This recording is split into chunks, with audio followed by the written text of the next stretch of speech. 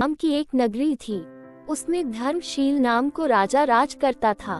उसके अंधक नाम का दीवान था। एक दिन दीवान ने कहा, महाराज, एक मंदिर बनवाकर देवी को बिठाकर पूजा की जाए तो बड़ा पुण्य मिलेगा।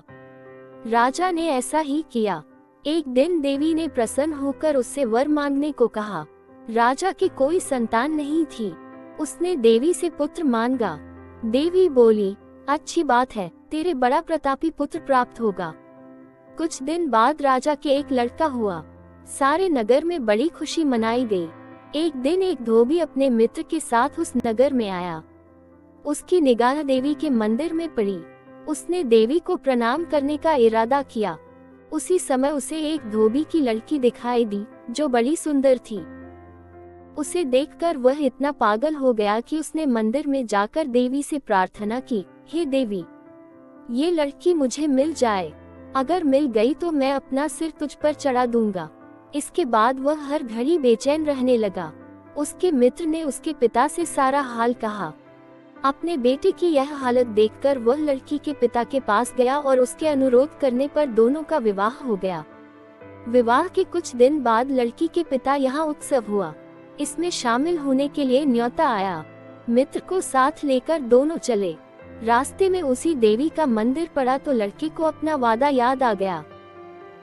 उसने मित्र और स्त्री को थोड़ी देर रुकने को कहा और स्वयं जाकर देवी को प्रणाम करके इतने जोर से तलवार मारी कि उसका सिर धड़ से अलग हो गया।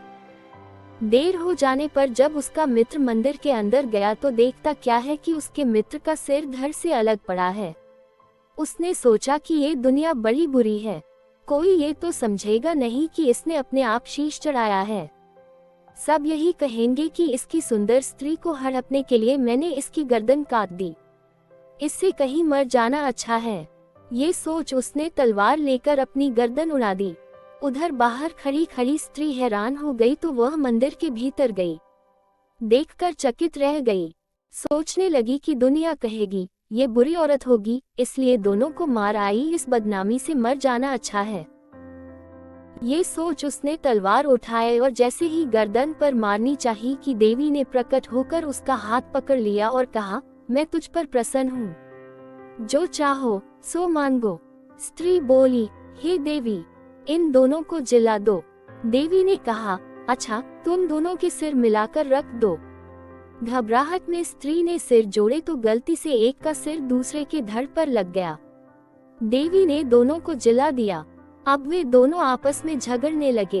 एक कहता था कि यह स्त्री मेरी है, दूसरा कहता मेरी।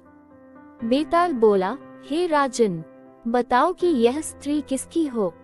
राजा ने कहा, नदियों में गंगा उत्तम है, पर्वतों में सुमेरु, वृक्षों में कल्प वृक्ष और अंगों में सिर। इसलिए शरीर पर पति का सिर लगा हो, वही पति होना चाहिए। इतना सुनकर बेताल फिर पेड़ पर जा लगा।